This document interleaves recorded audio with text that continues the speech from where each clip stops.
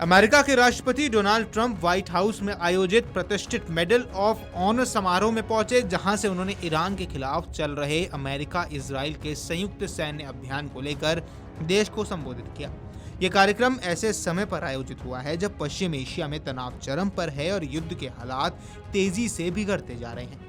समारोह का मूल उद्देश्य अमेरिकी सेना के बहादुर जवानों को सर्वोच्च सैन्य सम्मान प्रदान करना था, लेकिन मौजूदा अंतर्राष्ट्रीय परिस्थितियों के कारण ये मंच विदेश नीति और सुरक्षा रणनीति पर अहम संदेश देने का भी माध्यम बन गया। व्हाइट हाउस के ईस्ट रूम में आयोजित इस समारोह के दौरान ट्रंप ने ईरान के खिलाफ की जा रही सैन्य कार्रवाई को सही ठहराते हुए तेहरान का परमाणु कार्यक्रम अमेरिका और उसके सहयोगियों के लिए गंभीर और बढ़ता हुआ खतरा बता दिया। उन्होंने इसे खौफनाक खतरे को खत्म करने का आखिरी और सबसे बेहतर मौका भी बताया है।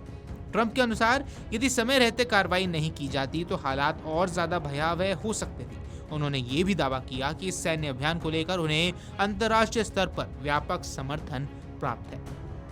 अपने संबोधन में ट्रंप ने पूर्व राष्ट्रपति बराक ओबामा पर भी निशाना साधा। उन्होंने कहा कि ओबामा प्रशासन के दौरान किया गया ईरान परमाणु समझौता अमेरिका के हितों के खिलाफ था।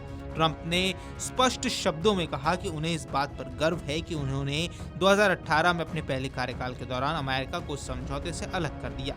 उन्होंने उस समझौते को बेहद खराब और खतरनाक दस्तावेज करार देते हुए दावा किया कि यदि वह समझौता जारी रहता तो ईरान 3 साल पहले ही परमाणु हथियार हासिल कर चुका होता और शायद उनका इस्तेमाल भी कर चुका होता। ट्रंप ने यह भी दोहरा दिया कि उनका निर्णय अमेरिका की सुरक्षा को प्राथमिकता देने वाला था। उनके अनुसार ईरान के परमाणु कार्यक्रम को सीमित करने का जो ढांचा तैयार किया गया था वह व्यावहारिक रूप से कमजोर था और उसमें कई खामियां थी। उन्होंने कहा समझौते के तहत ईरान को दी गई छूट और आर्थिक राहत का फायदा उठाकर उसने अपनी सैन्य क्षमताओं को और मजबूत किया।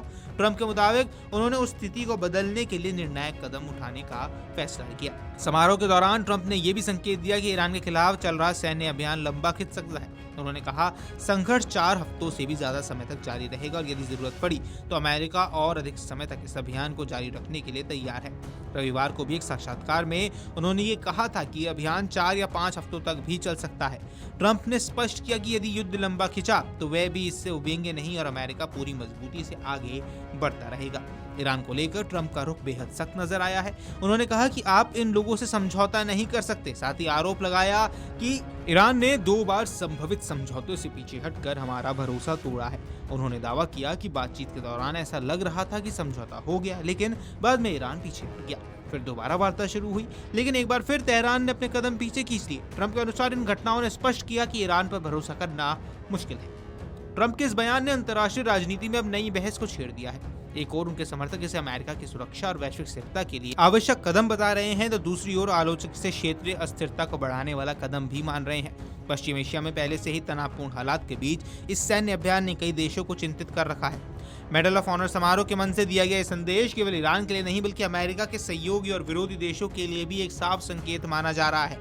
ट्रंप ने यहां स्पष्ट करने की कोशिश की है कि उनकी सरकार राष्ट्रीय सुरक्षा के मुद्दों पर कोई भी समझौता नहीं करने वाली है। कुल मिलाकर व्हाइट हाउस का यह समारोह सैन्य सम्मान और कूटनीतिक संदेश दोनों का संगम बना। Video desk Amarujala dot com. अगर आप ये वीडियो YouTube पर देख रहे हैं तो हमारे चैनल को सब्सक्राइब कर बेल आइकन दबाएं और Facebook पर देख रहे हैं तो हमारे पेज को लाइक करें।